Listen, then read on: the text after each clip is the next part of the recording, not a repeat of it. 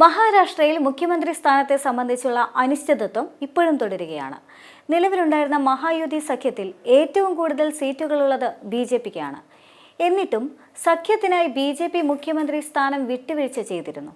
എന്നാൽ സഖ്യം രണ്ടാമതും അധികാരത്തിലെത്തുമ്പോൾ ഏറ്റവും വലിയ ഒറ്റകക്ഷി എന്ന നിലയിൽ വിട്ടുവീഴ്ചയ്ക്കില്ല എന്നാണ് BJPയുടെ നിലപാട്. ദേവേന്ദ്ര ഫഡ്നാവിസ് തന്നെ മുഖ്യമന്ത്രിയാകണം എന്ന ശക്തമായ നിലപാടിലാണ് BJP.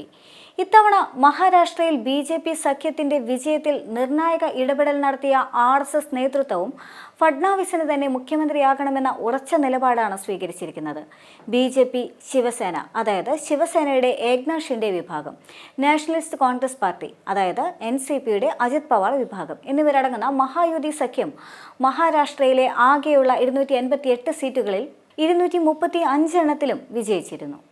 കഴിഞ്ഞ തവണ BJP നൽകിയ പരിഗണന ഇത്തവണ തിരിച്ചു കാണിക്കണമെന്നതാണ് ശിവസേന നേതാവ് ഏക്നാഥ് ഷിൻഡെയുടെ മുന്നിൽ BJP നേതൃത്വം ആവശ്യപ്പെടുന്നത്. എന്നാൽ മഹായുതി തെരഞ്ഞെടുപ്പിനെ നേരിട്ടതും മികച്ച നേട്ടമുണ്ടാക്കിയതും തന്റെ സർക്കാരിന്റെ പ്രതിച്ഛായയുടെ പിൻബലത്തിലാണ് എന്ന നിലപാടിലാണ് ഷിൻഡെയുള്ളത്. സ്വന്തം പാർട്ടിക്ക് ലഭിച്ച സീറ്റുകളുടെ എണ്ണം കൂടി ചൂണ്ടിക്കാണിച്ചുകൊണ്ടാണ് ഷിൻഡെയുടെ വാദം. തെരഞ്ഞെടുപ്പ് വിജയത്തിന് പിന്നാലെ തന്നെ ഷിൻഡെയെ മുഖ്യമന്ത്രിയാക്കണമെന്ന ആവശ്യവുമായി അദ്ദേഹത്തിന്റെ അനുയായികൾ വ്യാപകമായി രംഗത്തിറങ്ങിയിരുന്നു.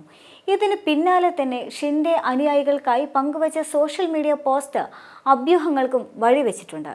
സ്ഥാനമൊഴിയാൻ സന്നദ്ധനാണ് എന്നൊരു സൂചനയാണ് ഈ പോസ്റ്റിൽ രാഷ്ട്രീയ നിരീക്ഷകർ വായിച്ചെടുക്കുന്നത്.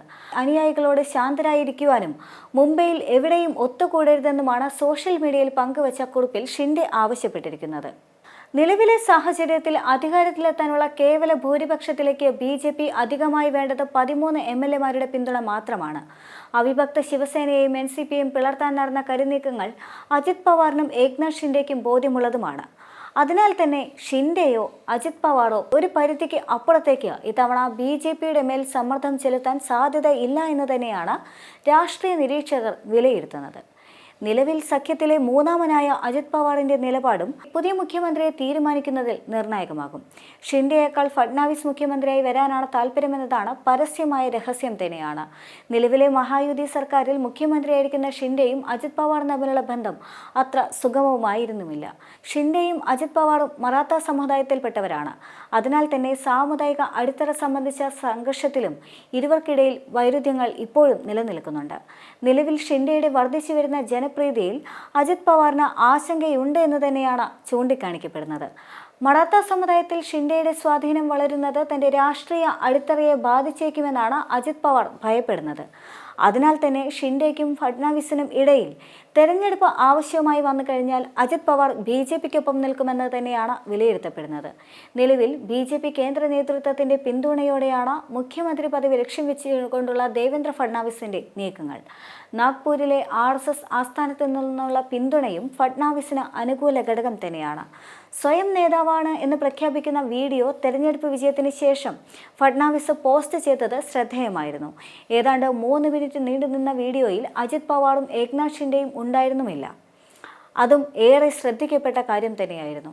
തെരഞ്ഞെടുപ്പ് വിജയത്തിന് പിന്നാലെ ശക്തിയും ഐക്യവും പ്രകടിപ്പിച്ച 3 നേതാക്കൾ ഇപ്പോൾ മുഖ്യമന്ത്രി സ്ഥാനത്തിന്റെ പേരിൽ അകലുന്ന സാഹചര്യമുണ്ടായാൽ മഹായുതിയുടെ ഭാവിയും നിർണായകം തന്നെയാകും. ഉദ്ധവ് താക്കറെ BJPയുമായി അകലാനിടയാക്കിയ സാഹചര്യം തന്നെയാണ് ഇപ്പോൾ ഷിൻഡെയ്ക്ക് മുന്നിൽ ഉള്ളത് എന്നുള്ളതും ശ്രദ്ധേയം തന്നെയാണ്. എന്നാൽ അജിത് പവാറിനൊപ്പം നിൽക്കാനായാൽ BJP ഷിൻഡെ സമ്മർദ്ദത്തെ അതിജീവിക്കാനാകും. മഹാരാഷ്ട്രയിൽ മുഖ്യമന്ത്രി തർക്കം തൽക്കാലത്തേക്ക് പരിഹരിക്കാൻ സാധിച്ചാലും മഹായുതി സഖ്യത്തിന്റെ സുഗമമായ മുന്നോട്ടു പോക്ക് ചോദ്യചിഹ്നമാകുമെന്ന് തന്നെയാണ് രാഷ്ട്രീയ നിരീക്ഷകർ ചൂണ്ടിക്കാണിക്കുന്നത്. എന്നാൽ മഹായുതി സഖ്യത്തിലെ ഈ പ്രതിസന്ധി മുൻപേ പ്രവചിക്കപ്പെട്ടിരുന്നു എന്നതാണ് മറ്റൊരു വസ്തുത. ഇന്ത്യ മുന്നണിയിലെ മുൻ മന്ത്രിയും NCPയുടെ ഭാഗവുമായിരുന്ന നവാബ് മാലിക് തെരഞ്ഞെടുപ്പിന് മുൻപേ തന്നെ ഒരു ദേശീയ മാധ്യമത്തിന് നൽകിയ അഭിമുഖത്തിൽ അജിത് പവാർ കിങ് മേക്കറാകും എന്ന് വ്യക്തമാക്കിയിരുന്നു. അതേസമയം അജിത് പവാറിന് സഖ്യത്തിൽ നിന്നും നിരവധി തവണ അവഗണനയും നേരിട്ടിരുന്നു. മാത്രമല്ല തെരഞ്ഞെടുപ്പിന് മുൻപേ ഒരു മുന്നണി മാറ്റ സാധ്യതയും പുറത്തു വന്നിട്ടുമുണ്ടായിരുന്നു.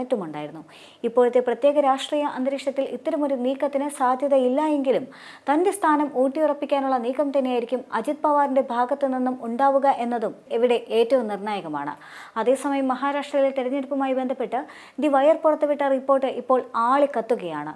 മഹാരാഷ്ട്രയിൽ പോൾ ചെയ്തതിനേക്കാൾ 5 ലക്ഷത്തിൽ പരം കൂടുതൽ വോട്ട് എണ്ണി എന്നതാണ് ദി വയറിന്റെ റിപ്പോർട്ട്.